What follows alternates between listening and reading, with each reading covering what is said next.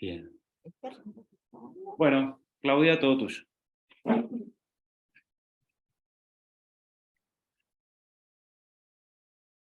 Bueno, buenas tardes a todos y todas. Sean bienvenidos y bienvenidas a este panel Transición Geopolítica, Multipolaridad y Desigualdades, que nos convoca en la tarde de hoy en el 11º Congreso de Relaciones Internacionales del Instituto de Relaciones Internacionales de la Universidad Nacional de La Plata. Vamos a tener un panel, creo, de lujo. Vamos a tener en algún momento unas palabras del director del Instituto de Relaciones Internacionales, el doctor Norberto Consani. Vamos a tener también a Pablo Bomaro en representación de Claxo. Él nos comentaba recién que la doctora Karina Batiani, la secretaria ejecutiva de Claxo, no va a poder acompañarnos por estar en una importante conferencia sobre mujeres en la región.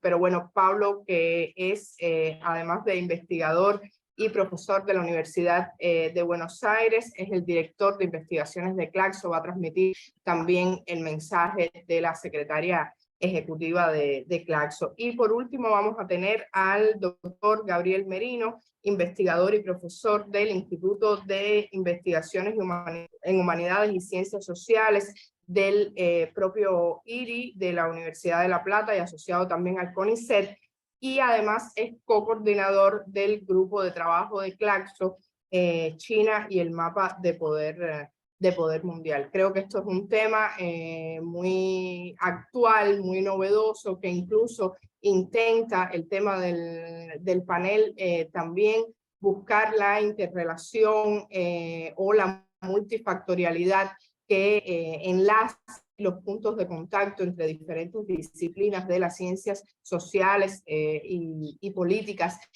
con el tema transición geopolítica, multipolaridad y desigualdades. Entonces, yo sin más le voy a dar, agradeciéndoles a todos la participación a todos y todas la participación en este panel. Le doy la palabra entonces al doctor Pablo Bomaro, de la Universidad de Buenos Aires y director de investigación de Claxo. Pablo. Sí, bueno, muchas gracias, Claudia. Muchas gracias, por supuesto, a los organizadores de este 11º Congreso o 11º Congreso de, Relaciones Internacionales de la Universidad Nacional de, La Plata, aquí en Argentina, por supuesto. Y bueno, a los que han hecho posible esta organización de estos dos paneles, ¿sí? Tanto el que está haciendo ahora como el que va a hacer a continuación, más vinculado con el libro. Por supuesto, también agradecer especialmente a las y los integrantes y a algunos de los coordinadores del GT, Claxo, China y el mapa del poder mundial, un grupo de trabajo muy activo que realmente no solo en los vínculos China, América Latina, Caribe, sino en los vínculos o en las temáticas en realidad vinculadas con geopolíticas, con multilateralismos y con relaciones internacionales, siempre están, bueno, presentes y siempre colaborando y siempre, digamos, aportando a los análisis de estas dimensiones. Así que muchas gracias por esta invitación. Gracias también a el doctor, Norberto Consani, el director del IRI, que también entiendo que es parte de la organización entonces de este 11º Congreso. Les decía que en nombre de Claxo traigo el saludo, como bien adelantaba la querida Claudia Marín, el saludo de Karina Batiani, nuestra directora ejecutiva, que no pudo estar, como decía Claudia, está haciendo también en Buenos Aires. Estamos ahora en Buenos Aires, en la ciudad de Buenos Aires. Gabriel Merino está en La Plata, entiendo, y bueno, cada uno después está en otros sitios, por eso este panel es virtual, pero les decía que en la ciudad de Buenos Aires está aconteciendo la Conferencia Regional de la Mujer, que es un evento importante a nivel internacional que organiza CEPAL y ONU Mujeres. Claxo participa con varios paneles de esta conferencia y bueno, Karina ahora estaba justamente en la conferencia físicamente y por eso no se pudo conectar a este panel, pero por supuesto transmite el saludo. Y lo que yo voy a decir ahora, muy rápidamente, creo que expresa la opinión de ambos. No diría que es la opinión de Claxo, porque Claxo es una red diversa, plural, con muchos puntos de vista, muchas perspectivas y muchas miradas, y esa diversidad y esa pluralidad hay que alimentarla, pero sí al menos creo que intenta recoger lo que también Karina Batiani podría presentar en este panel entonces de transición geopolítica, multipolaridad y desigualdades. Creo que esta presentación va a estar más vinculada a las desigualdades y a la geopolítica del mundo actual y algunos desafíos de Claxo en esta coyuntura, ¿no? Entonces, sin más, voy a la presentación para no robar tanto tiempo. Uno puede pensar, digamos, que en América Latina es una región actualmente de múltiples encrucijadas, ¿no? Que, digamos, atraviesa ambivalencias, claroscuros, contradicciones, paradojas en múltiples sentidos. Por un lado, digamos, luego de un periodo de, digamos, gobiernos populares, progresistas y de un momento de ampliación de derechos, de reconocimiento de diversidades sociales, de promoción de nuevas oportunidades políticas, económicas, sociales, culturales, que mejoraron muchos de los indicadores. También sabemos que las desigualdades persistieron, o sea, vivimos en una coyuntura de mejora relativa de los indicadores, inclusive en los años 2000 una recomposición de la capacidad del Estado para gestionar lo público de los estados nacionales, un fortalecimiento de los estados nacionales, paradójicamente, o quizás no paradójicamente, pero en paralelo, no tan acompañado por un fortalecimiento de los organismos multilaterales o de integración regional o transnacionales en América Latina y en el Caribe. O sea, hubo un fortalecimiento de la capacidad estatal, pero no un consecuente o no estuvo acompañado por un fortalecimiento de los organismos de integración regional. Pero digo entonces, luego de esta mejora, vemos que inclusive con la reacción conservadora en muchos países y con la pandemia, digamos, las desigualdades se han profundizado. O sea que no alcanzó con mejorar los indicadores para poder tener una mejora fuerte o una digamos, una baja, una, digamos, retracción de las desigualdades sociales que las vemos desde una mirada relacional, ¿no? Desigualdades sociales vinculadas con una multidimensionalidad y no solo con la cuestión de renta, distribución de, digamos, el ingreso, sino lo que tiene que ver con desigualdades de género, desigualdades vinculadas con lo territorial, con la condición migrante, desigualdades laborales, educativas, por supuesto étnico, digamos, raciales, en fin, con una multiplicidad de dimensiones que se entrelazan o se intersectan para configurar este mapa de las desigualdades sociales en el subcontinente más desigual del mundo, ¿no? O sea, también está bueno pensar en este sentido que vivimos en la región más desigual del mundo, no la más pobre, que es África, ¿sí? Aunque tenemos uno de los países más pobres, que es Haití, ¿sí? Pero vivimos en la región más desigual del mundo. Si volvemos a una mirada socioeconómica o más vinculada con renta o con ingresos, podemos ver que de los 10 países más desiguales del mundo, medido por Gini, o sea, por el índice de Gini, 7 son latinoamericanos. Sí, o sea, de los 10 países más desiguales del mundo, 7 son latinoamericanos, varios de los cuales a veces son mostrados como ejemplos de éxito económico cuando son países profundamente desiguales. Me refiero, por ejemplo, a Chile, a Brasil, a Colombia, a Honduras, a México, ¿no? Como algunos de estos 7 países que están, vuelvo a decir, entre los más desiguales del mundo.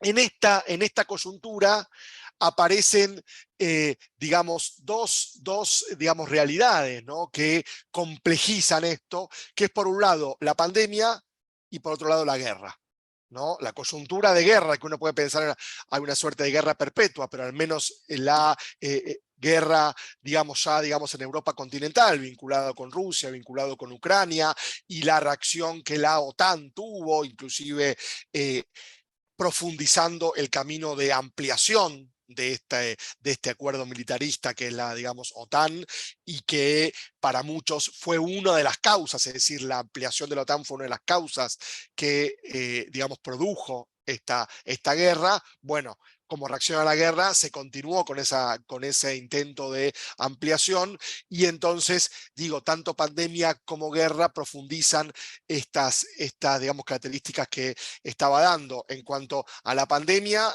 por supuesto que afectó a todo el mundo, trastocó la vida de todos y todos, afectó también a la geopolítica por el lugar de China, bueno, por el lugar de Rusia, por el lugar de Europa, por el lugar de Estados Unidos, por el lugar de otras potencias como India. Sin duda, el resultado electoral en Brasil seguramente vuelva a reconfigurar esta iniciativa de los BRICS, o este lugar en la geopolítica mundial que puede tener Brasil. Pero digo, entonces, si bien la pandemia afectó a todo el mundo, sin duda lo hizo de modo desigual. Si estamos en un panel vinculado con desigualdades, también la pandemia afectó de modo desigual, no solo a las poblaciones, sino también a los países o a las regiones, ¿sí? Por ejemplo, digamos, América Latina tuvo el 34% de los casos del mundo, o sea, registrados, ¿no? De los casos registrados en el mundo, y el 28% de las muertes, cuando tienen menos del 9% de la población mundial. Es decir, con menos del 9% de la población mundial, tuvo un tercio de los casos registrados y casi un 30% de las muertes, un 28% de las muertes. Efectivamente, hubo una afectación, quizás solo superado a nivel relativo o porcentual por la India, una digamos, relación de impacto inclusive mucho más alto en los casos y en las muertes registradas, al menos, de la que tuvo África. Pero la pandemia también, por supuesto, que profundizó las desigualdades, inclusive para algunos organismos, ¿sí? Pudo hasta revertir algunas de las conquistas que antes mencionamos en los primeros 20 años o los primeros 15 años del siglo XXI, ¿sí? O sea, uno puede pensar, por ejemplo, que, digamos, digamos, hay 31 nuevos multimillonarios en América Latina y el, digamos, Caribe, luego de la pandemia, con un patrimonio neto combinado de 196.000 millones de dólares. Esto no es para hacer un festival de números, sino para que se vea la dimensión de esta concentración económica. Y, por ejemplo, hay un informe, el último informe, que tiene fecha 2022, de hace pocos meses, sobre desigualdad, digamos, global, muestra que en América Latina el 10% más rico, o sea, el decil con más ingresos, ¿sí? Captura el 55% de la renta, mientras en Europa, por ejemplo, el 10% más rico captura el 36% de la renta. O sea, digamos, ahí se ve cómo es un continente profundamente desigual, no solo pobre, algunos países, si no, vuelvo a decir, en una cuestión de relación. O sea, creo que hablar de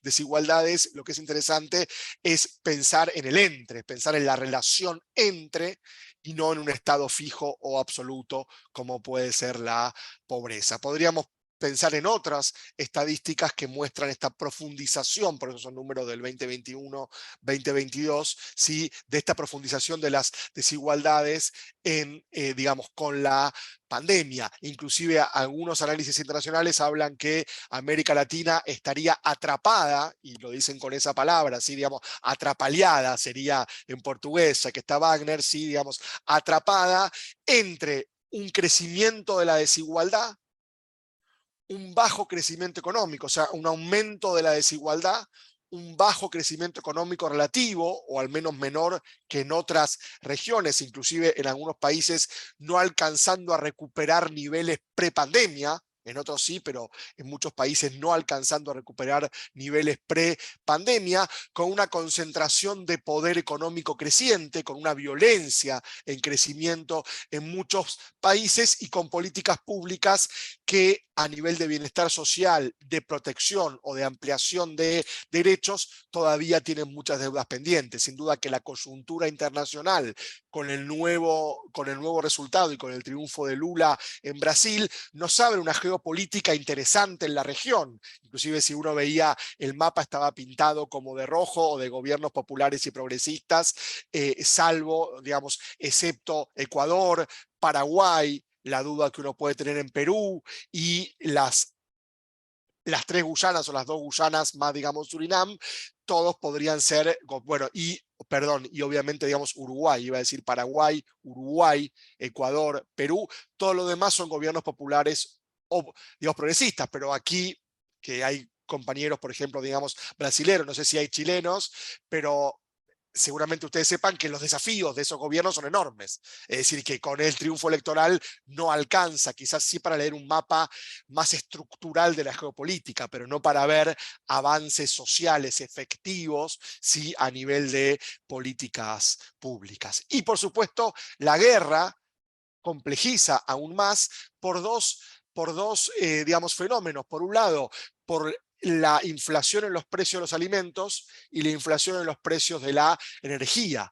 Hay países que se podrían beneficiar, entre comillas, porque son exportadores netos de alimentos y exportadores netos de energía, pero muchos otros países se ven fuertemente perjudicados porque son importadores netos de alimentos e importadores netos de energía, la mayoría de los centroamericanos, la gran mayoría de los caribeños y muchos de los países sudamericanos también. Por lo tanto, ahí hay una afectación fuerte. De hecho, uno ve que algunos indicadores sí, de crecimiento, de desempleo, de pobreza, aumentan fuertemente, digamos, o los, digamos, pronósticos aumentan luego de la pandemia y luego de la guerra. Voy a terminar con dos cuestiones lo más breves posibles. Por un lado, marcar 4 puntos de problemáticas latinoamericanas que están vinculados con la geopolítica, la multilateralidad y las desigualdades. Y en segundo lugar, o por último, pensando en los desafíos que podemos tener desde las ciencias sociales, desde las humanidades, desde el trabajo científico colaborativo, o sea, desde Claxo, ¿sí? en esta coyuntura. Por un lado, los 4 temas que podemos identificar, junto con otros, pero que uno podría pensar, son, digamos, en primer lugar, las violencias y las desigualdades de género o sexogenéricas crecientes, porque tienen que ver con una cuestión de profundización de las desigualdades y una geopolítica en las legislaciones, en la ampliación de los derechos, que también se reconfigura en los últimos años. En segundo lugar, lo que tiene que ver con los desafíos y las amenazas de la democracia o procesos de inestabilidad política, ¿sí? Desafíos a la democracia también de los movimientos sociales que plantean otras agendas y desafían a ampliar o a profundizar la intensidad de la democracia, ya no pensar en democracia formal, sino en la intensidad, el contenido de la democracia fuertemente, pero amenazas también vinculadas con las fuerzas regresivas, autoritarias, antiderechos, anti-igualdad, como las que hasta hace muy poco gobernaron en Brasil. Bueno, todavía siguen gobernando formalmente, dentro de pocas semanas va a ser la transición tan esperada, pero digo, uno podría pensar en algunos países también centroamericanos, ¿sí? Sucede esto, entonces ahí hay una inestabilidad política y unos desafíos que podrían ser oportunidades, pero también amenazas como riesgos a las democracias en la región. Tercer lugar, crisis ambiental que ya sabemos que no puede ser resuelta sin una mirada geopolítica y multilateral. Sí, sabemos que la crisis ambiental no depende de una nación, de un Estado-nación, de una región, tampoco es responsabilidad ni de los países en desarrollo, como los países ricos nos quieren hacer creer, pero tampoco es solo responsabilidad de los países más ricos. Creo que ahí hacen falta también políticas transversales, integrales, vinculadas con la crisis ambiental, y sin duda en América Latina esto es muy sentido, porque por ejemplo tenemos el caso de, digamos, de lo que es el Amazonas o la, digamos, Amazonía, con una riqueza natural impresionante, muchas regiones de Centroamérica también, el Caribe, y bueno, con una amenaza a esa diversidad ambiental, y sabemos también que muchos desastres llamados naturales en realidad son muchas veces profundizados por la acción humana o por el cambio climático o por la crisis ambiental. Y en cuarto lugar, lo que tiene que ver con migración y movilidad humana. Si uno concibe la migración y la movilidad humana como un derecho humano, y piensa también en cómo desafía los marcos normativos de los Estados-naciones, los flujos migrantes, porque ahí hay un tránsito por un lado, hay un lugar de origen y de llegada, es decir, hay un desafío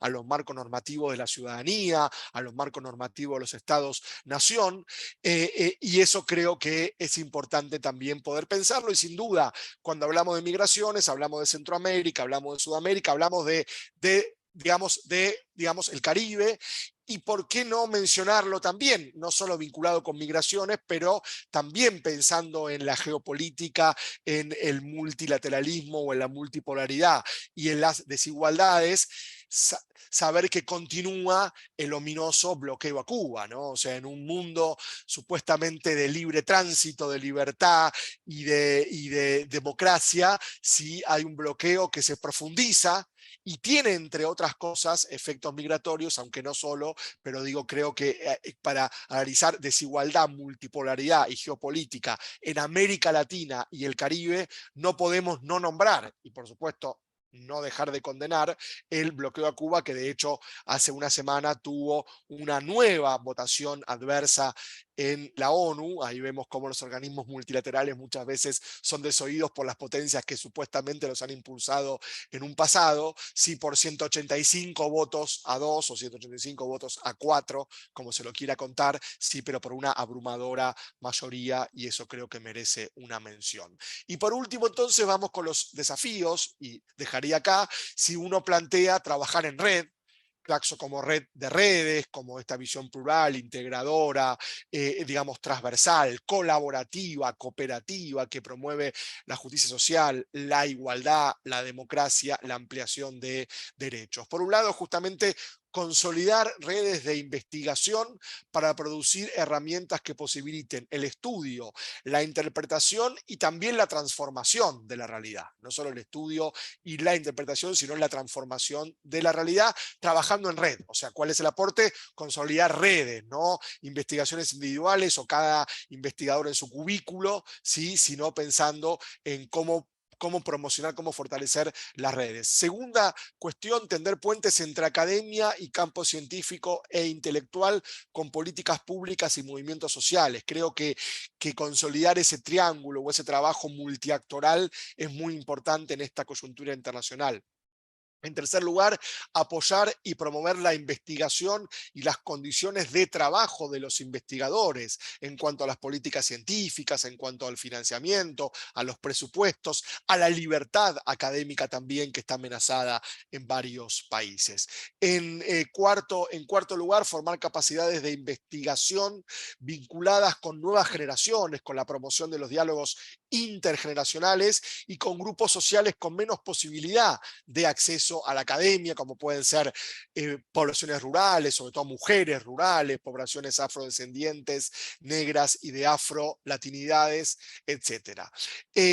Luego, defender y profundizar, ¿sí?, el acceso abierto y la ciencia abierta, la ciencia como un derecho humano, la ciencia como un bien común, el conocimiento no como una mercancía, y ahí hay mucho todavía por legislar a nivel multilateral o multipolar. Como anteúltimo punto, promover los diálogos sur-sur y norte-sur o sur-norte desde perspectivas comparadas de mutuo reconocimiento, intercambiando saberes, experiencias y construyendo herramientas que contribuyan a superar las desigualdades estructurales que se viven en las regiones. Y por último, construir criterios de evaluación académica y científica que sean situados y que constituyan alternativas a los paradigmas dominantes que justamente no tienden a fortalecer la investigación situada, sino tienden a mercantilizarla o a reproducirla bajo paradigmas tecnocráticos. Me quedo por aquí por una cuestión de tiempo y, por supuesto, atento a los diálogos y a los intercambios. Muchas gracias. Muchísimas gracias, Pablo, por tu excelente presentación, que yo creo que ha tocado puntos importantes como el tema de la multidimensionalidad o la multifactorialidad de las causas de las desigualdades en una perspectiva que rebase los indicadores de distribución de la renta. Y creo que ahí un poco dejabas caer la necesidad de quizás lograr más transformaciones desde el Estado, transformaciones más profundas que rebasen solo el ámbito de la redistribución. Has tocado, yo creo, un punto muy importante para enlazar también desigualdades con geopolítica, y es el impacto en términos de como factores de profundización de las desigualdades, precisamente de la pandemia por un lado y la guerra, que son dos temas muy vinculados al ámbito de la geopolítica, y has remarcado el impacto desigual en países y en regiones de estos factores, así como los enormes desafíos en términos de lograr avances sociales efectivos desde la gestión pública. Y por último, los dos últimos temas que has abordado me parecen interesantísimos y muy relevantes, porque incluso rebasan desde el punto de vista de la investigación o de los factores que concatenan desigualdades con geopolíticas, rebasan el ámbito de la interpretación y el entendimiento de la realidad, y van más allá, sino van a proponer precisamente ejes o dimensiones en las cuales desde la academia y desde el trabajo científico se puede incidir sobre estos temas. Te agradezco muchísimo, Pablo, tu presentación en este panel también, que es un ejemplo también de los puentes que se van construyendo en el ámbito académico, y los esfuerzos que Claxo ha hecho por tender esos puentes, precisamente en este caso con el IRI, pero lo hacen con muchísimas otras instituciones y en las cuales también en este caso ha tenido un papel importante, creo, el grupo de trabajo de China, como muchos otros grupos de trabajo en Claxo, que lo hacen a diario y con mucha sistematicidad. Como cubana, por supuesto, en lo personal te agradezco muchísimo la referencia y la condena al bloqueo de los Estados Unidos hacia Cuba, que evidentemente es una de las causas, la principal, de la situación que se vive en el país, ¿no?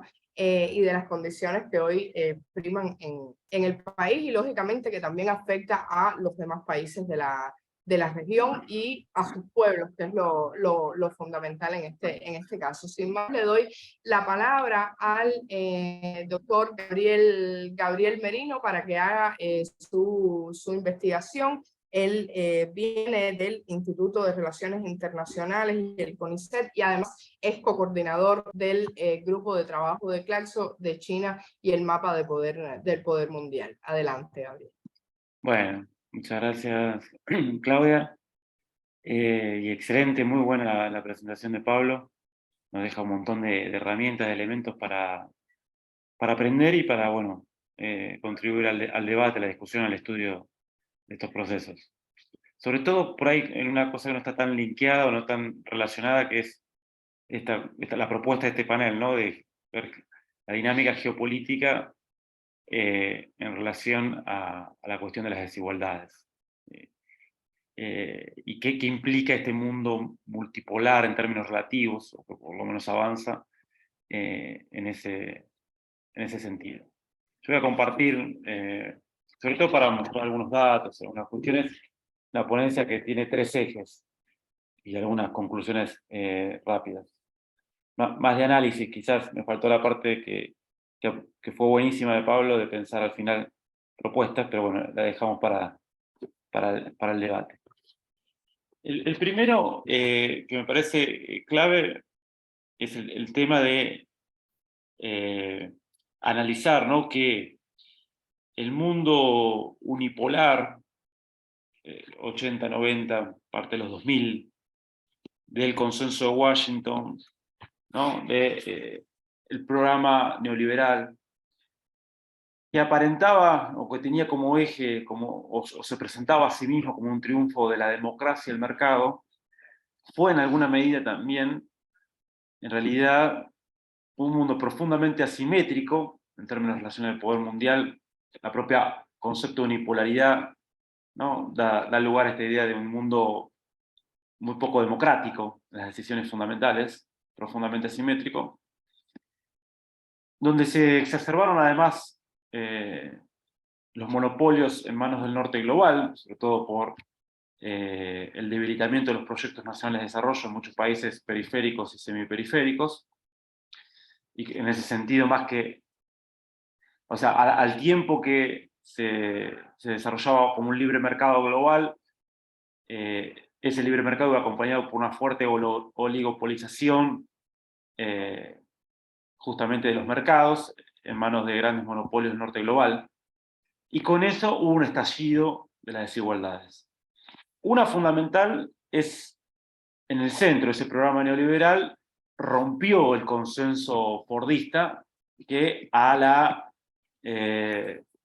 aumento de productividad le correspondía aumento de salario. Fíjense cómo se rompió esto, ¿no? En los 70, principios de los 80, donde la disparada de la productividad, y esto es de Estados Unidos, pero más o menos pasa cuestiones similares, aunque un poco más, de forma más retrasada en Europa, Japón, y a nivel global también, la disparada de la productividad no se correspondió con un aumento de los ingresos, sino por el contrario, un estancamiento de los ingresos, ¿no? Y ahí hay una explosión de la desigualdad.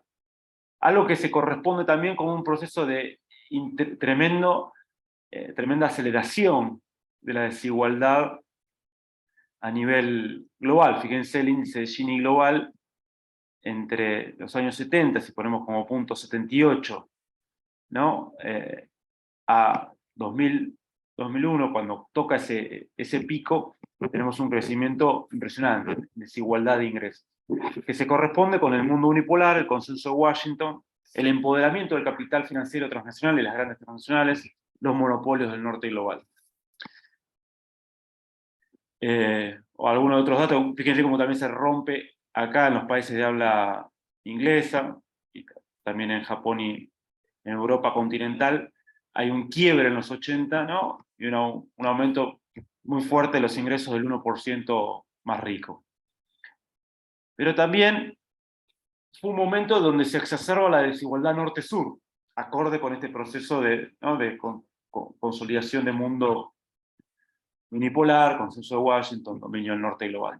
Fíjense este gráfico que mientras que se disparan los ingresos de PIB per cápita en Estados Unidos, ¿no? en Europa, o en el norte global, el estancamiento, incluso caída en el caso de América Latina y el sur global. O sea, hay una brecha ahí importante que se abre, y sobre todo, insisto, ¿no? De los 80 se ve fuerte el quiebre a los 2002.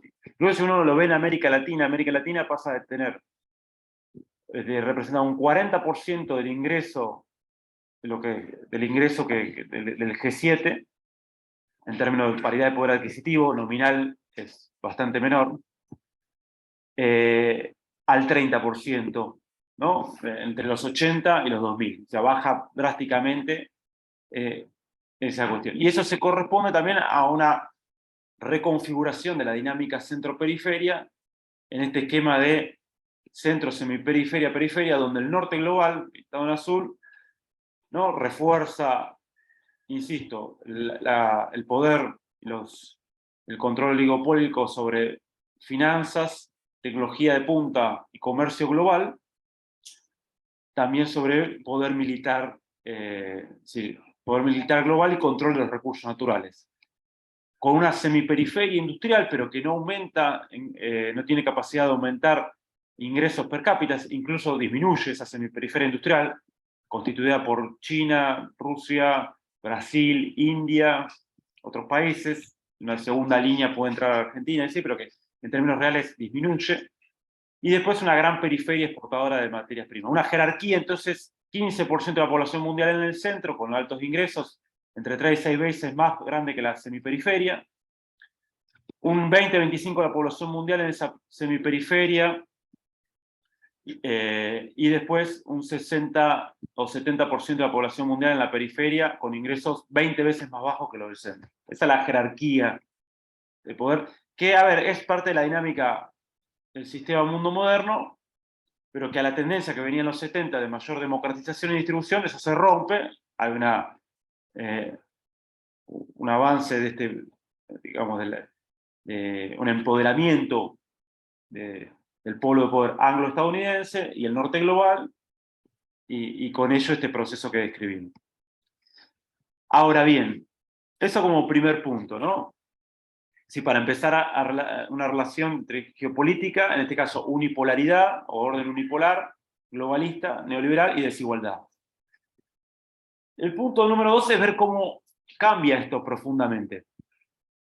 Incluso que se puede observar en cómo a partir del 1999 empieza a bajar la desigualdad mundial.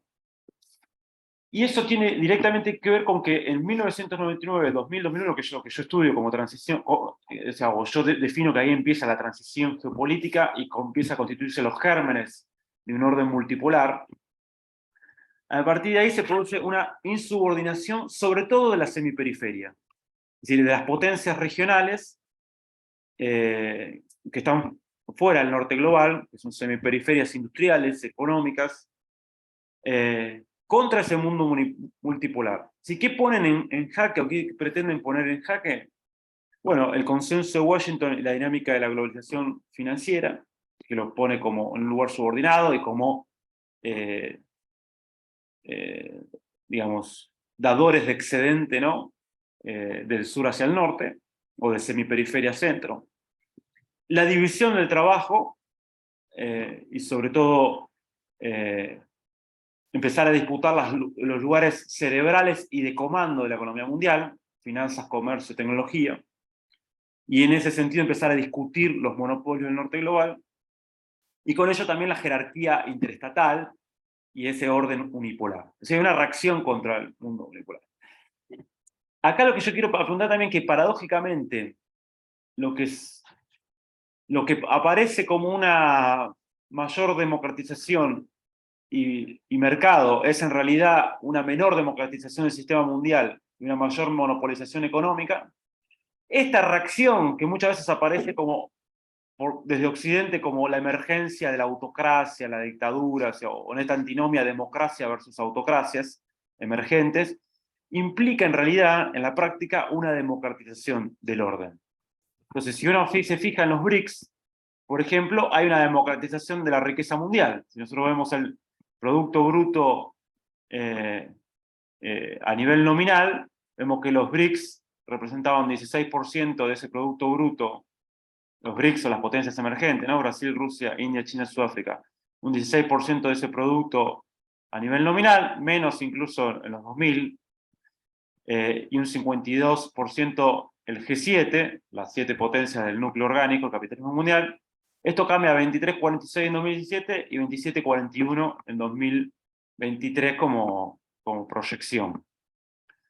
Y bueno, acá tenés en PBI real, y además el que los BRICS no representan gran parte de la población mundial. Pero el otro cambio que se produce fenomenal, y que se muestra en este otro gráfico del costado derecho, es lo que acontece en la industria a nivel mundial, donde el 52% de la industria se traslada a África, pero además China representa, el PBI industrial de China representa el PBI industrial de Estados Unidos, Alemania y Japón juntos.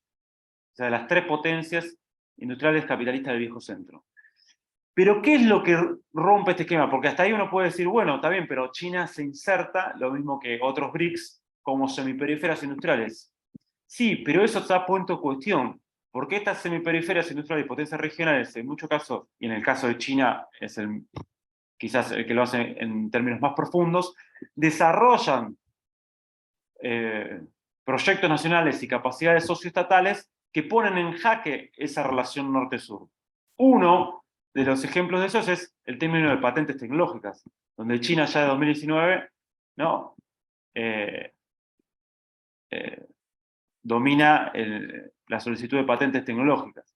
Incluso Huawei, la empresa china de telecomunicaciones, está como primera, ¿no? en ese esquema. Pero también se rompe esto en términos de poder militar, donde si bien Estados Unidos conserva, ¿no?, todavía una primacía militar, pero no ya digamos, una primacía absoluta, por el contrario, hay una multipolaridad relativa ahí, con Rusia y China siguiendo muy de cerca ese poderío, y eso también incluso se ve en la venta de armamentos a nivel mundial, con Rusia ocupando un lugar destacado.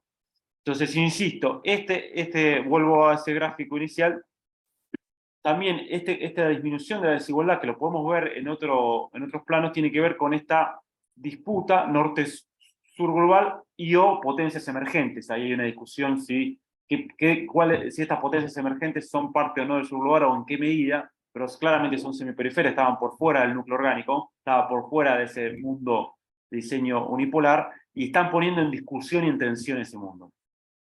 Y a medida que se pone en discusión y en tensión ese mundo, no solo por parte de las potencias emergentes, sino en el mundo en general, empieza a haber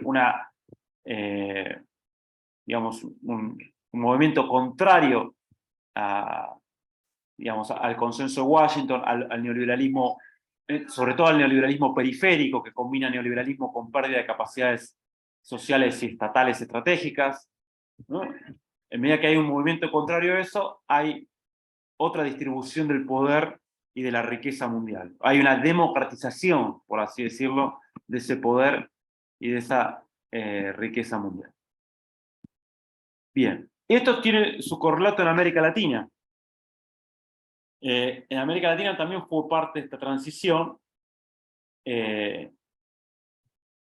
y fue parte, de hecho, de estos poderes emergentes, espacios, territorios emergentes, con articulaciones sociales llamadas nacionales populares, progresistas, combinando sectores obreros, organizaciones sociales, movimientos de derecho humano, género, ambientales u otros, con también sectores de burguesías industriales.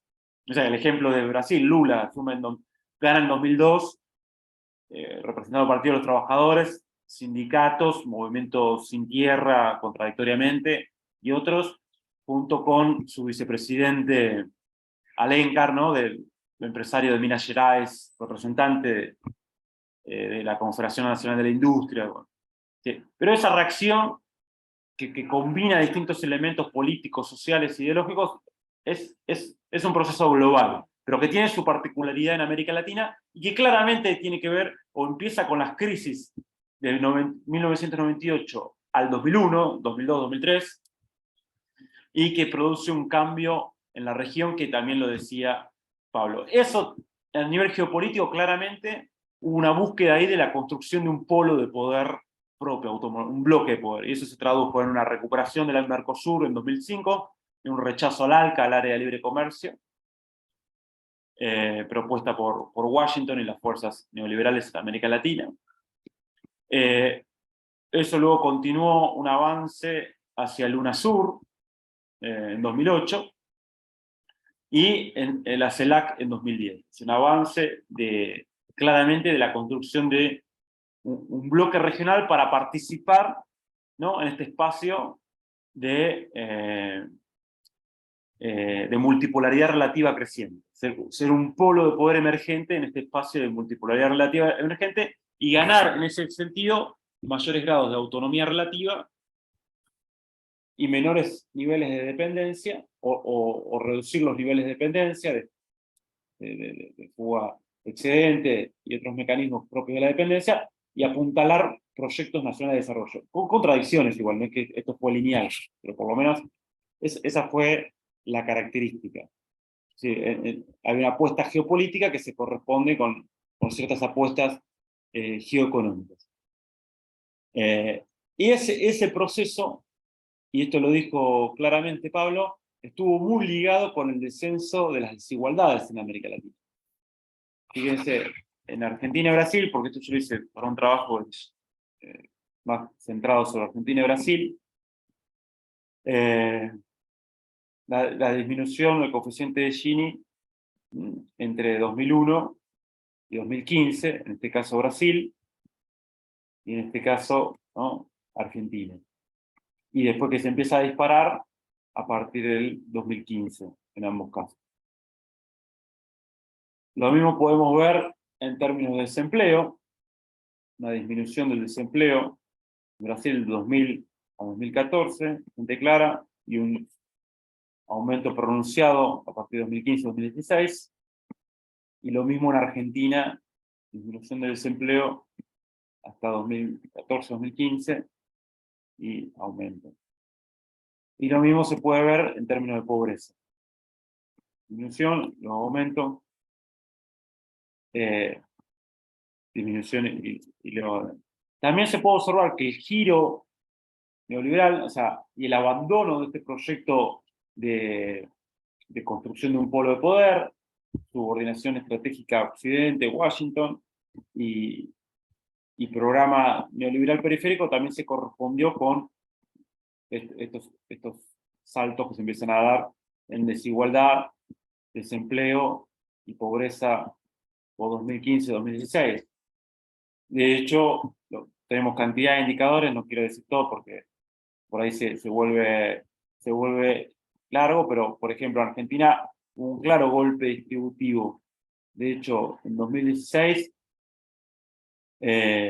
podemos ver que el decil del 1%, el decil 1, el decil más pobre, se redujeron sus ingresos en 4,3%, el segundo decil más pobre 2,4%, mientras que el decil 10, los principales ingresos, crecieron 19,5%, incluso en el año recesivo. O también, por ejemplo, en el año 2018, año recesivo, los bancos vieron crecer su rentabilidad 121%.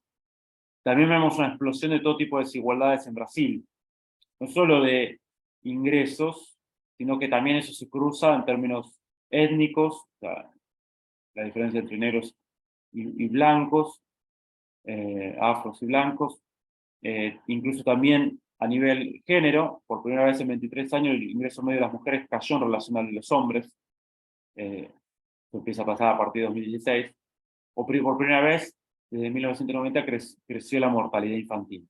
Empieza a ver, hay una relación directa entre el proyecto neoliberal, que hay un montón de datos que no quiero aburrir, lo que se puede ver, ¿no? Esta relación entre proyecto neoliberal y periferialización. Que ojo, mucho se atribuye al declive del ciclo de materias primas que empieza en 2011-2012, pero no es tan lineal eso, porque esa caída de materias primas en 2011-2012, lo que disminuye, incluso disminuye la desigualdad de ingresos en Argentina y Brasil. Porque en vez de haber ajuste por el sector trabajador, hay ajuste por el lado del capital. Entonces caen las ganancias. Por ejemplo, la tasa de rentabilidad de las 500 mayores empresas no bancarias de Brasil cayeron del 10,1 al 5,3 en 2011-2014. Y lo mismo pasa en Argentina. Cae del 33,3 al 22,4 el margen de ganancia bruta. O sea, lo que se produce post-2015-2016 es un giro político para resolver el problema de acumulación, disciplinando clase trabajadora, sectores populares, y desarticulando a su vez también políticas mediante las cuales se estableció un control y acumulación nacional del excedente. Y también una gran recesión inducida para producir este disciplinamiento. Eso se corresponde también con otros datos de periferialización: caída, inversión en ciencia y tecnología, o caída del PIB per cápita en relación al promedio de los países centrales, muy fuerte después de la recuperación que había habido. Desindustrialización, primarización y pérdida de complejidad económica, incluso con tasas de crecimiento más bajas del mundo. Acá está América Latina en el fondo. Si post 2014 es la región que tiene más baja tasa de crecimiento, incluso menos que Europa y Japón, que son los dos que están estancados desde el 2008. Obviamente, entonces ahí también vemos una relación entre geopolítica, ¿no?, y desigualdades, en tanto que abandono de este proyecto de polo de poder regional, de avance, de articulación en un escenario de multipolaridad relativa, de proyecto nacional o regionales de desarrollo, con sus contradicciones y debilidades, límites también, ¿no? Hay que marcarlo.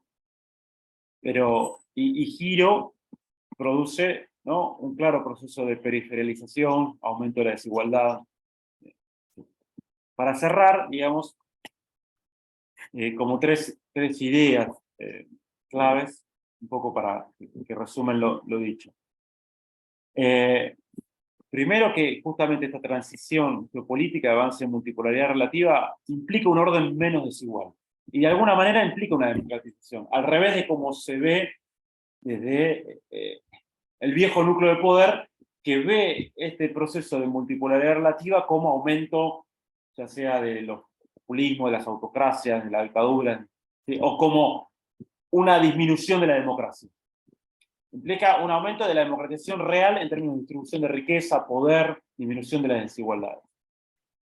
Después, la otra cuestión es que hay una relación necesaria entre periferialización y desigualdades. Periferialización entendiendo no como pérdidas de capacidades socioestatales, pérdida de poder en la distribución de poder mundial y pérdida de ingresos en términos económicos. O sea, ahí hay una relación directa entre eso que se puede, yo bueno, en ese trabajo lo exploro más con datos para ver cómo se correlaciona.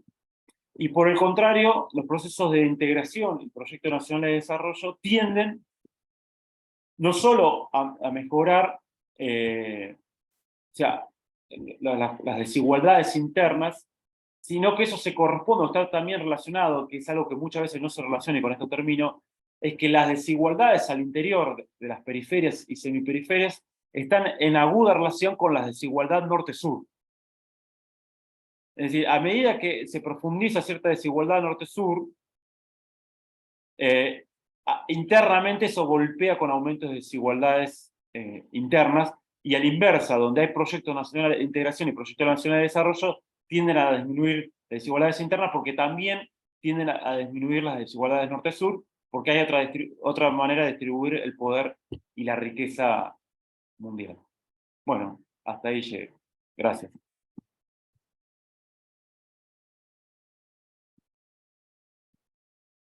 Gracias a ti, Gabriel. Yo creo que ha sido una presentación muy interesante, que además deja preguntas abiertas, ¿no?, para todos, y que seguramente saldrán en el debate. Gabriel ha mostrado los vínculos entre las transiciones o los momentos geopolíticos importantes y las desigualdades, cómo eso se refleja en términos de desigualdades, no solo en el plano de las relaciones interestatales, sino al interior también de los países. Y yo creo que ha sido muy interesante el tránsito de el orden unipolar y el estallido de desigualdades, tanto en el centro como en el mundo en general, en las periferias y semiperiferias, y cómo el tránsito hacia otro orden internacional, en el cual creo que estamos todavía, pero en cualquier caso,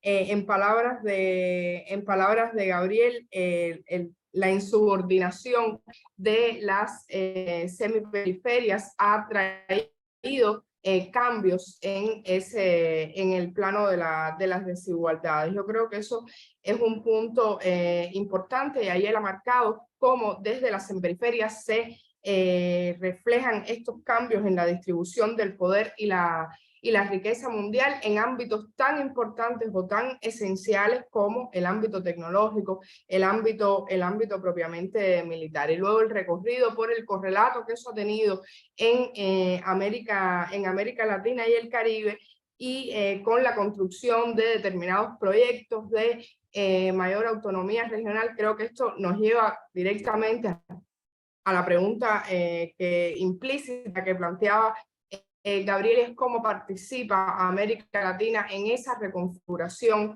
del poder mundial. Y creo que cae por su propio peso plantearse qué capacidades y en qué condiciones está América Latina y el Caribe hoy para participar de una manera ventajosa o menos subordinada incluso de estos cambios que en el orden internacional están teniendo lugar vis a vis con lo que planteaba desde el inicio como premisa del análisis de las grandes asimetrías que tienen relación con el resto del mundo y con estas potencias emergentes, emergentes y las potencias tradicionales que operan en el ámbito del sistema internacional. Yo dejaría así solamente para dar pie al debate también algo que está presente o ha estado presente en ambas intervenciones, y es la susceptibilidad que tienen tanto las políticas públicas en el ámbito social como de una manera más general en términos de la proyección internacional de países y gobiernos de la región a los cambios de signo político de sus gobiernos, ¿no? Entonces yo doy la palabra, no sé si hay alguna palabra pedida, por aquí tengo una justo al lado de Lourdes, abro de esta manera el debate para preguntas y comentarios. Muchísimas gracias a ambos. Y paso la palabra directamente a Lourdes, con un cambio de posición de la cámara. Bueno, excelentes exposiciones, muy abarcadoras, ¿no? E integradoras, ¿no? Y creo que con enfoques nuevos sobre el tema de las desigualdades. Es decir, que no solo se va al carácter, como enfocaba Pablo, al carácter multifactorial que tienen las desigualdades, sino también la multidimensionalidad y cómo se abren estas desigualdades en el mundo de hoy. Pero bueno, mis preguntas y reflexiones van más dirigidas a la ponencia de Gabriel, aunque sí una de las sugerencias va para Claxo en general en este tema. A ver, con relación a las desigualdades en el progreso tecnológico, una cuestión que, bueno, ustedes deben estar mucho más vinculados, más familiarizados con el término, cuando Previs planteaba la diferenciación que se daba a nivel mundial por las diferencias en cómo se producía la difusión del progreso tecnológico. Y vamos a ver que en el área más dinámica hoy del comercio mundial y donde se ha construido formas diferentes de progreso tecnológico, describía un modelo de progreso tecnológico que en la literatura académica se ha mencionado la descripción de Anzares en vuelo. Sin embargo, China, que es hoy el país que está mostrando una mayor cantidad de registros de patentes, avances concretos en sectores críticos del progreso tecnológico, no formó parte precisamente de ese modelo de difusión del progreso tecnológico. ¿Alguna reflexión sobre este tema, Gabriel? Las diferencias de cómo ocurre el proceso de difusión del progreso tecnológico a partir de Japón con relación al resto de los países asiáticos y cómo esto está ocurriendo, cómo ha ocurrido con relación a China, que me parece que ha sido de una manera mucho más autónoma que lo que ocurrió en el resto de los países asiáticos que hoy exhiben como Corea importantes niveles de progreso tecnológico. La segunda reflexión, tú debes saber por dónde va, con el tema de la democratización con las nuevas, con la aparición, emergencia de formas de participación en el concierto mundial de áreas periféricas y semiperiféricas, por ejemplo, con el G20, esto mismo ahora de los BRICS y con la idea de los BRICS. Y esto tiene relación entonces con lo que voy a plantear también desde el punto de vista de Claxo. Sin dudas, yo acojo el criterio de que ha habido un proceso de democratización en la emergencia de estas agrupaciones, de estas asociaciones. Sin embargo, los intereses y demandas de muchos países del mundo están subrepresentados en esas nuevas instituciones.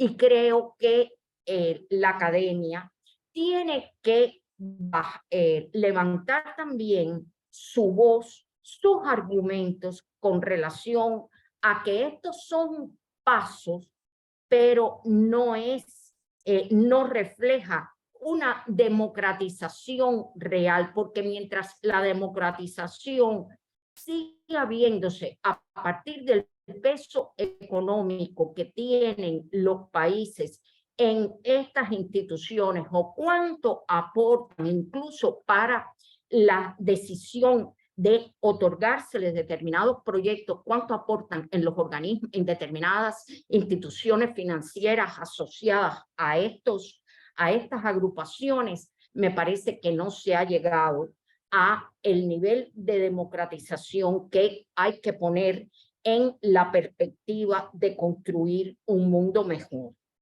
Muchas gracias, excelentes exposiciones, pero bueno, tú sabes que yo siempre ando en la provocación. Bien ahí. Estaba Wagner con una pregunta. Gracias a Lourdes. Wagner tenía preguntas. Wagner, por favor. Sí, muy buenas tardes a todas y todos. Yo gustaría de saludar al IRI de la Universidad Nacional de La Plata por ocasión de este 11º Congreso. Saludar también a nuestro director de investigación, Pablo Bomaro, por su presencia aquí y por su análisis tan amplia y tan heterogénea de nuestro escenario latinoamericano y caribeño. Y saludar a Claudia, a Lourdes, a Gabriel, colegas del grupo de trabajo China y el mapa del poder mundial, y a todos que están nos escuchando. Yo tengo dos preguntas, una para Pablo y una para Gabriel. Para Pablo, incluso agradezco muchísimo como uno de los coordinadores de nuestro grupo de trabajo a todo el apoyo que hemos recibido de Claxo para desarrollar nuestro trabajo sobre las reflexiones que hacemos sobre China aquí desde América Latina, desde este extremo occidente a donde vivimos. Pablo, tú estás en una posición a donde tú tienes contacto con todos los grupos de trabajo de Claxo y claro, tiene entonces una posición privilegiada para poder mirar a lo que pasa en términos de mujeres, medio ambiente, relaciones internacionales, naturaleza, lo que sea, los temas más distintos. Con este cambio de gobierno en Brasil y otros cambios de gobierno que tuvimos muy recientemente en Colombia, en Chile, ¿qué tú piensas que va a ser esta próxima década, Pablo? ¿Tú estás optimista? ¿Tú piensas que vamos a tener en esta nueva ola rosada, vamos a tener una década ganada en términos de avance de derechos, de ciudadanía, de democracia, de combate a la desigualdad y todas las formas de desigualdad que caracterizan tanto a América Latina? Esta sería mi pregunta para vos. Y para Gabriel, extremadamente interesante esta conexión que tú haces, Gabriel, entre lo que pasó en términos de las transformaciones recientes del capitalismo mundial en las últimas décadas y la cuestión de las desigualdades, principalmente desigualdad económica. Y tú planteabas que tuvimos en los últimos 20 años, más o menos, si no me equivoco, una disminución de la desigualdad global, ¿verdad?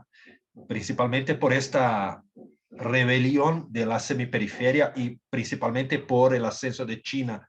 Sin embargo, desde 2015, entonces ya es casi una década, aquí en América Latina, tú hablabas sobre Brasil y Argentina, pero creo que esto se puede pensar también sobre varios otros países de nuestra región. La desigualdad está aumentando. ¿En qué medida, Gabriel, la profundización de las relaciones de nuestros países con China puede ser un una especie de remedio, una medicina para disminuir esta desigualdad, porque a mí me parece, no sé si ustedes están de acuerdo, la profundización de las relaciones con China profundiza también nuestro perfil primario exportador, primario productor y primario exportador. Y esta es una de las razones históricas, una de las causas históricas de nuestra desigualdad.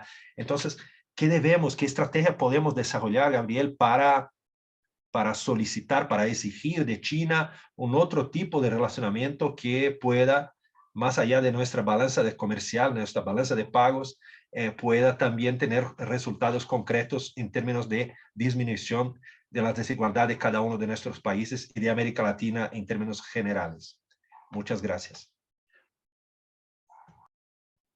Muchas gracias a ti, Wagner. No veo ninguna mano levantada. No sé si alguien más tiene alguna pregunta o pasamos directamente la palabra a Pablo Omaro y luego a Gabriel. Adelante, Pablo. Muchas gracias, Claudia. Sí, bueno, muchas gracias por las preguntas. Gracias, Lourdes, también, que antes te veía en la mitad de la imagen y por eso no te saludé especialmente. Gracias, ahora sí que te vi, así que bueno, hermoso verte aunque sea a la distancia. Por un lado, bueno, sin duda, como decía Wagner, también esto es un reconocimiento, yo lo nombré al inicio, pero no está de más volver a decirlo, digamos, el grupo de trabajo, China y el mapa de poder mundial, que es un grupo, bueno, nuevo en Claxo, justamente como estos temas emergentes que van tomando lugar o van ganando lugar dentro de la red Claxo y del Consejo Latinoamericano de Ciencias Sociales y del programa de grupo de trabajo que tiene Claxo. Es un grupo nuevo, decía, pero realmente fue muy prolífico y muy productivo, así que es una felicitación nueva, es una nueva felicitación, mejor dicho, o un también, digamos, reconocimiento al gran trabajo que han hecho, que han desplegado, que se vio en el libro recientemente publicado que se va a presentar dentro de 45 minutos, en las actividades desarrolladas en la conferencia Claxo en México, pero por supuesto en otras muchas actividades y muchas otras iniciativas. De hecho, parte del fortalecimiento de los acuerdos que tiene Claxo, por ejemplo, con la Academia China de Ciencias Sociales, con CAS, también se deben a la existencia de este grupo y siempre tratamos que esos acuerdos también nutran a este grupo y fortalezcan sus actividades, sus iniciativas y sus proyectos, fruto de este reconocimiento. Y de paso un aviso también para recordarles que hay ahí un correo pendiente. Saben que yo con los correos soy bastante obsesivo. Hay una invitación del Transnational Institute, de TNI, Transnational Institute, para que ustedes participen como grupo de trabajo Claxo en un libro que está publicando TNI sobre cuestiones de geopolítica en general y de China en particular. Y bueno, ojalá que por supuesto desde el grupo de trabajo puedan participar también en ese libro. Yendo a la respuesta concreta, más que nada de Wagner, también agradezco por supuesto el comentario que hizo Lourdes y también aviso que quizás respondo y al menos apago la cámara porque tengo ahora una gente que me está hablando. Trato de mantenerme conectado, pero quizás por prolijidad y para que no se crucen personas ahora en la imagen voy a apagar la, digamos, cámara luego de que hable. Rápidamente, Wagner, a ver, sería hacer un poco de futurología o de un vaticinio que es muy difícil, ¿no? Pero cuando yo señalaba que los triunfos electorales sabemos que no alcanzan para transformar las políticas públicas, los modelos de desarrollo, las agendas políticas, me refería a eso, ¿no? Un poco a los desafíos que tienen estos nuevos gobiernos, que sin duda si uno ve a nivel geopolítico, inclusive con México, digamos desde el norte, ¿no? Con México, con Cuba por supuesto, con digamos Honduras, y bueno, y sigue bajando de Honduras hacia el sur, ve que el continente se ha repintado nuevamente, se ha recoloreado nuevamente, quizás como en el 2000, 2001, 2002 y de ahí en adelante o post 1999 en adelante, ¿no? Por supuesto que, como dijimos, con excepciones, ya lo nombramos a Uruguay, a Paraguay, Ecuador, Perú con sus ambivalencias y otras posibles. Pero más allá de ese coloreo, de esa pintura del mapa, sin duda que hay desafíos muy fuertes. Los recientes resultados también electorales en Chile lo muestran, o sea, Brasil una esperanza, una gran expectativa. Lo que pasó en Chile también prende señales de alerta o de alarma en cómo consolidar agendas que también logren un bienestar material concreto. Creo que falta una agenda de bienestar material, que en parte una discusión que hubo en Chile, ¿no? O sea, cómo generar una agenda de derechos, seguir pensando, no pensar en la recuperación de lo perdido o de lo hecho en las décadas anteriores, sino cómo seguir tomando la iniciativa, ¿no? Cómo seguir ampliando derechos, cómo seguir profundizando conquistas, cómo avanzar en cambios de modelo de desarrollo, que lo ambiental no sea una consecuencia o una adenda del desarrollo, sino que sea parte del propio desarrollo. Creo que eso también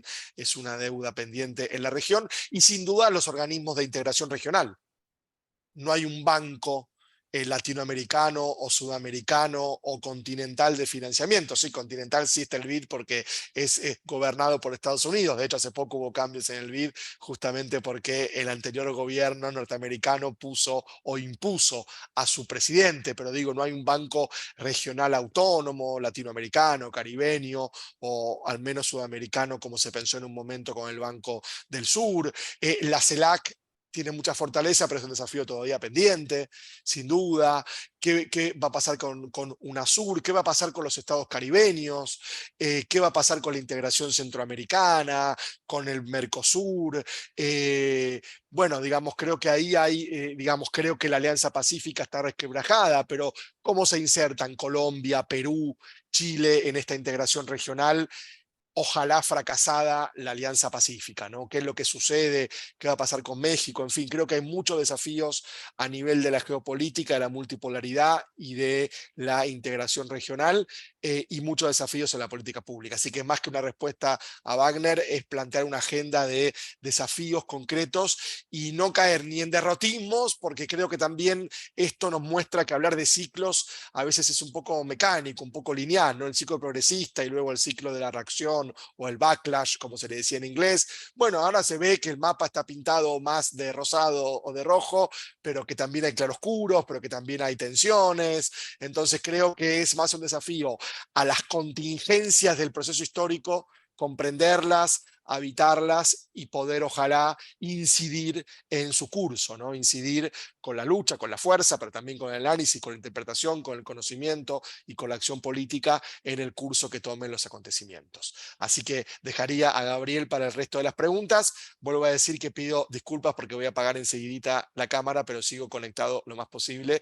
Y realmente muchas gracias por la invitación a este panel, del cual yo me llevo, gracias por los elogios a mi presentación, pero en realidad yo me llevo muchos aprendizajes y muchos elementos nuevos. Gracias. Muchas gracias. ¿Me permitís? ¿Cómo no? Sí, por supuesto, está ahí Norberto, perdón que no lo vi. ¿Qué tal? ¿Cómo está? Un gusto saludarlo. Yo le decía que iba a entrar en cualquier momento, perdón que entre a la mitad, pero viste, salto como el canguro en el Congreso de un lado para otro. Pero yo quería estar presente porque, bueno, antes que terminara, digamos, que todavía hay como 20 minutos. Así que, bueno, conocerlo y de alguna manera felicitarlo a Claxo institucionalmente por haber elegido no una, sino dos mesas para estar presente en el Congreso del IRI, que ya tiene su historia, esta es la edición número 11, digamos, así que bueno, estoy viendo acá a Perotti, que es una alumna de la maestría, bueno, está Laura también, y bueno, no sé si no veo o si está en una cosa Karina, no está Karina, ¿no? No está Karina. Bueno, no, yo decía antes, perdón, que no pudo venir porque estaba en un evento que justo se le superponía, Norberto. Bueno, no importa, mandó un saludo inicial, pero no pude. Estoy yo aquí representándola como director de investigación. Y Merino representando a Claxo. Me parece además Gabriel de la familia también. Gabriel de la familia ha dado clase en la maestría, seguramente va en el doctorado el año que viene, ha publicado en la revista, etcétera, etcétera, etcétera. Así que bueno, yo quería estar presente estos pequeños minutos para saludarlo y bueno, a nivel personal y a nivel institucional. Así que era eso el motivo de mi intervención. Punto final. Muchas gracias, y retribuyo el saludo, Norberto. Un gusto, lástima no vernos presencialmente, pero seguro será muy, muy pronto. Gracias. Muchísimas gracias, agradecemos la presencia y la participación del doctor Norberto Consani, que es el director del Instituto de Relaciones Internacionales que auspicia este congreso. Y a todos los panelistas, ya veo que se ha sumado nuestra colega del grupo de trabajo de Claxo y también investigadora del IRI, Laura Abogado, un saludo para ustedes. Entonces, le damos la palabra entonces a Gabriel para que haga los comentarios en relación a las preguntas y comentarios que le han hecho los participantes. Gabriel. Bueno, gracias, Claudia. Bueno, gracias, Norberto. Aparte, recordar que ahora el panel que viene, a las 5 de la tarde, también de Claxo, es producto de un hijo conjunto de Claxo y el IRI, que es el libro de China y el nuevo mapa del poder mundial, que bueno, la verdad que es un lindo libro, que estamos orgullosos de eso, y es una coedición entre Claxo y el IRI. Bueno, yo rápidamente, sin 3 preguntas. La primera, voy a empezar con la segunda de Lourdes. Sí, yo acuerdo con lo que dice Lourdes. Yo, en realidad, utilizo democratización en términos provocativos y también para oponerme a esta idea, quizás, sobre todo desde Occidente, donde se resalta, ¿no?, como este proceso como una pérdida de la democracia, una crisis de la democracia, y en realidad visto desde el sur global, visto de la periferia, de la semiperiferia, de nuestros pueblos, en realidad puede ser mirado al revés. O sea, en realidad el concepto sería hay una redistribución del poder mundial y de la riqueza mundial, obviamente en pugna con desigualdades y asimetrías que implican, ¿no?, esta redistribución, justamente un quiebre de esa dinámica unipolar y una multipolaridad relativa en la cual se amplían voces y dinámicas y otra distribución también de la riqueza. Por lo tanto, insisto, es una democratización relativa, pero el concepto de democratización utilizado de forma provocativa, tampoco como algo que está institucionalizado. Sí aparece a distintos niveles de institucionalización, que yo le llamo multilateralismo multipolar, frente al multilateralismo unipolar, al viejo, o sea, emergen un conjunto de instituciones acordes a esta nueva dinámica del poder mundial.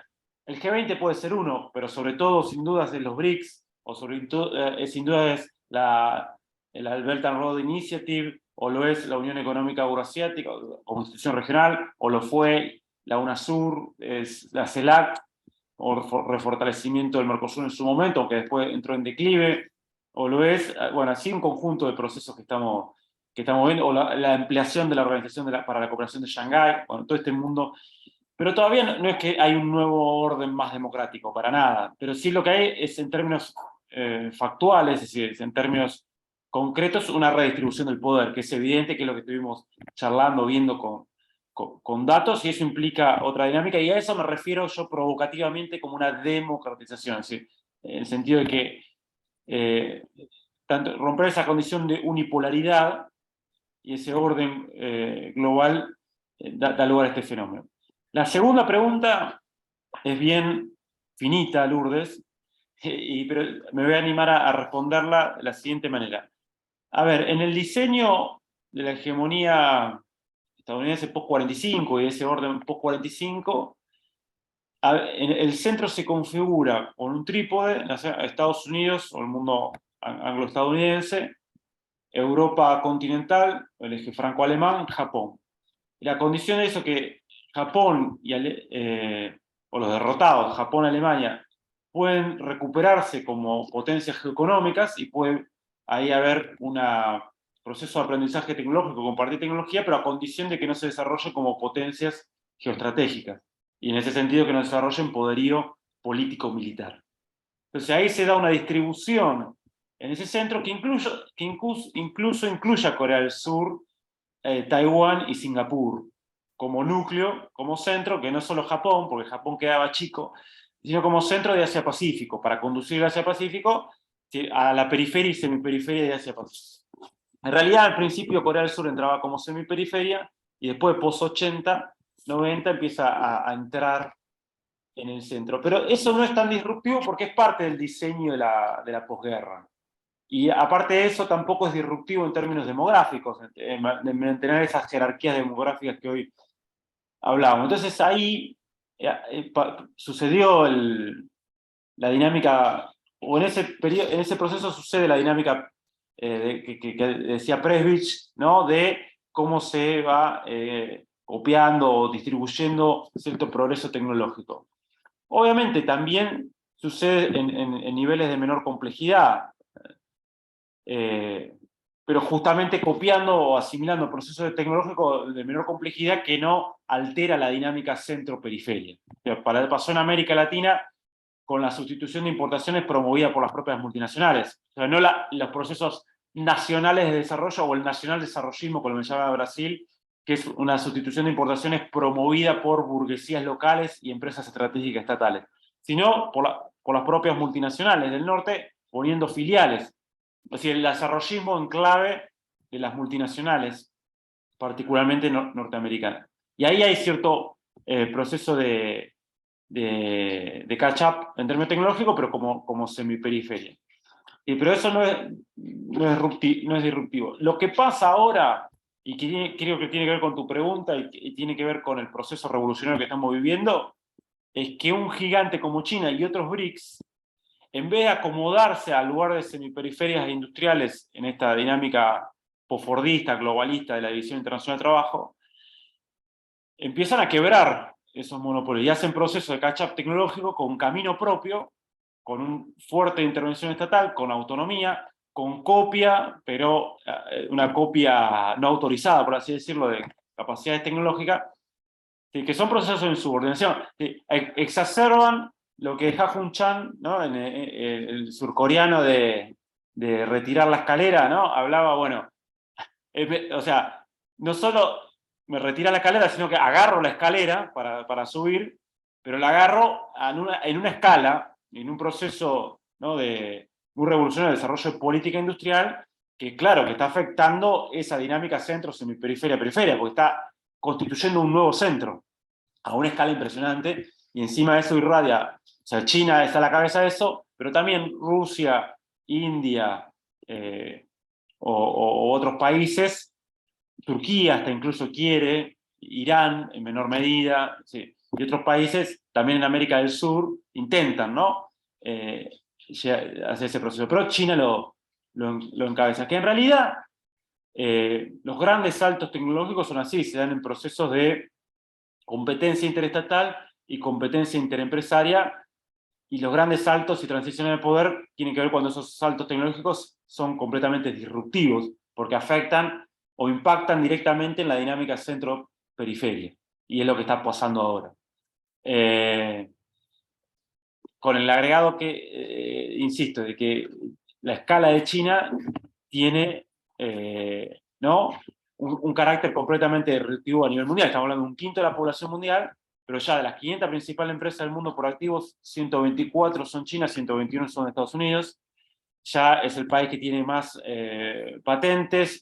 Lo hace sobre una plataforma industrial que es 3 veces, que es la suma de la plataforma industrial de Estados Unidos, Japón y Alemania juntos. Es una escala impresionante. Es incluso una escala más grande que lo que representaba Estados Unidos a fines del siglo XIX con respecto al centro tradicional. Porque Estados Unidos lo hacía sobre la base de un 4%, 5% de la población mundial. China lo hace sobre un quinto de la población mundial.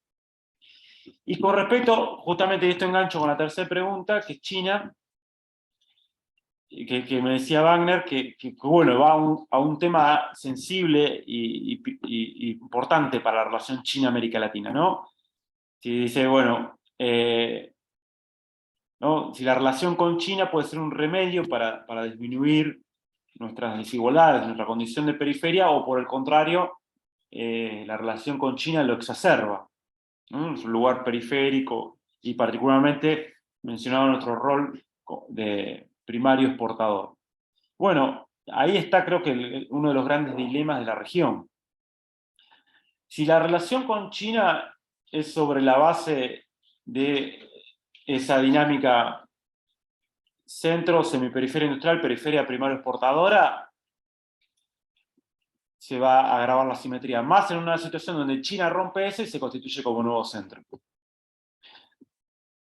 si se hace sobre los proyectos de las élites tradicionales primario exportadoras, se va a tender a profundizar las asimetrías con China.